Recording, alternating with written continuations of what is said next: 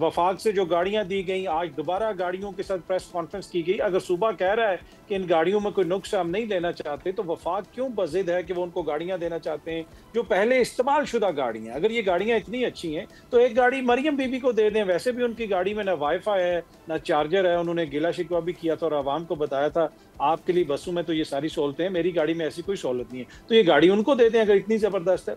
दूसरी बात यह है कि क्या सूबा सफर करेगा। देखिए बहुत सारे ऐसी चीजें हैं जिसमें यकीनन नुकसान होता है, लेकिन ये ताली एक हाथ से नहीं बजेगी। वफाक को भी देखना पड़ेगा। आप एक बंदे के हवाले से ये अल्टीमेटम्स दे रहे थे कि जमीन आसमान एक हो जाएगा, हम इसको वजीर आला नहीं बनने देंगे, और अब अचानक आप कह रहे हैं कि जनाब उसमें सारा मसला है। आपके अपने रवैये में भी तो मसला है। जो कौमी नौयत के मामलात हैं, चाहे वो दहशतगर्दी के खिलाफ जंग हो, दीगर इस किस्म के मामलात हो, मेरे ख्याल में दोनों को साथ बैठ के उस मामले को हल करना चाहिए। लेकिन एट द सेम टाइम जब आप उनके अवाम के मैंडेट को इस हद तक नहीं मानते कि वज़ीर आला को आप कहते हैं जी तुम्हारी हम मुलाकात भी नहीं होने देंगे, तुम्हें हम उनसे अपने लीडर से मिलने भी नहीं देंगे, एट द सेम टाइम आप उनसे एक्सपेक्ट करते हैं कि वो आपके साथ जमहूरियत जमहूरियत भी खेले और वो आपके साथ हुकूमत में बैठ के मुशावरत भी करे, ये तो नहीं होगा। ताली दोनों हाथ से बजती है, दोनों साइड्स को देखना पड़ेगा। सब्सक्राइब करें और बेल दबाएं ताकि कोई खबर रह न जाए।